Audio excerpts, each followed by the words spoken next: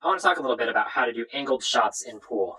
To do this, I'm going to use my Cue Ball Collisions kit, this kit that I've developed to help teach physics to kids through playing pool, because pool is just full of collisions, angles, spin, friction, all sorts of physics are going on here. So we're going to talk about how a simple collision works. So if this ball collides directly with the orange ball, meaning that it goes and hits it, right along its center, then we know exactly what's going to happen. It's going to travel in that same direction. What happens if we go off to one side or another? Well, there's an interesting thing. No matter what direction the ball is actually traveling, I'll use the cue ball instead.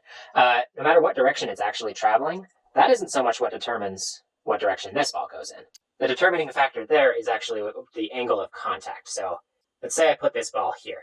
Any ball struck from any angle that ends up at this position is going to hit that orange ball in that direction, because that's the direction of the angle of contact, which is basically a line that we can draw from the center of the white ball to the center of the orange ball. So whether that comes from here, or, see where did I have that? Or if we hit it at that spot, but coming from this angle, it's always going to go in that direction. Now, how much it goes? Well, that depends on how hard you hit it, and that does actually depend on the angle that it's coming from. But the direction that it goes is dependent completely on the angle of contact.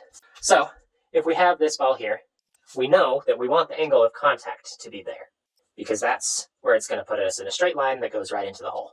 But if we're actually hitting the ball from here, we're going to use the ghost ball. So I'm going to grab this one ball. It's going to represent our ghost ball. So we want that to be here. This is where we want the cue ball to end up. The reason it's called the ghost ball is because it's not actually real. So we have to imagine, how are we going to get the cue ball to end up exactly where that yellow ball is? So we can imagine hitting it towards that direction to try to get it there. Now I've got my camera set up in kind of an awkward angle, plus I'm really bad at pool. So I'm going to try rolling it instead to see if I can get this white ball right there to get that angle right there. And there it is. So in the last video, we talked about the ghost ball technique for aiming the object ball.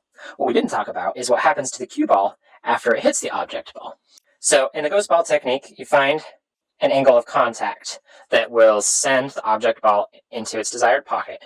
And then you try to hit the cue ball so that its position ends up in the position of the ghost ball. So if we remove this, basically we're imagining that this cue ball is ending up right there. But since I only have one cue ball, I'm going to represent it with this yellow ghost ball instead.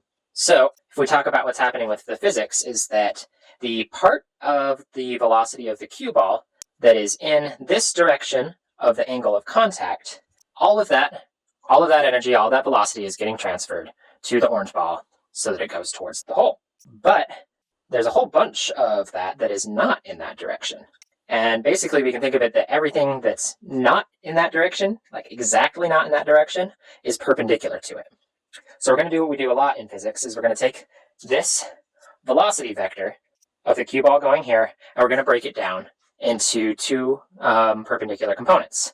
We'll have the velocity in the direction of contact and the velocity perpendicular to that. So all of the velocity in the direction of contact is going to get transferred to this object ball. That means that the only stuff left after that is all the velocity that's not in that direction, which is going to be pointing completely perpendicular to that. So because of this, after the ball strikes here, it's always going to follow a path perpendicular to the angle of contact. This path is called the tangent line. So we can think of these two components as the object line and the tangent line. All of the energy in the object line direction in that axis gets transferred here. All of the remaining energy is along the tangent line. So that means that after it hits, this cue ball is going to go in that direction along the tangent line.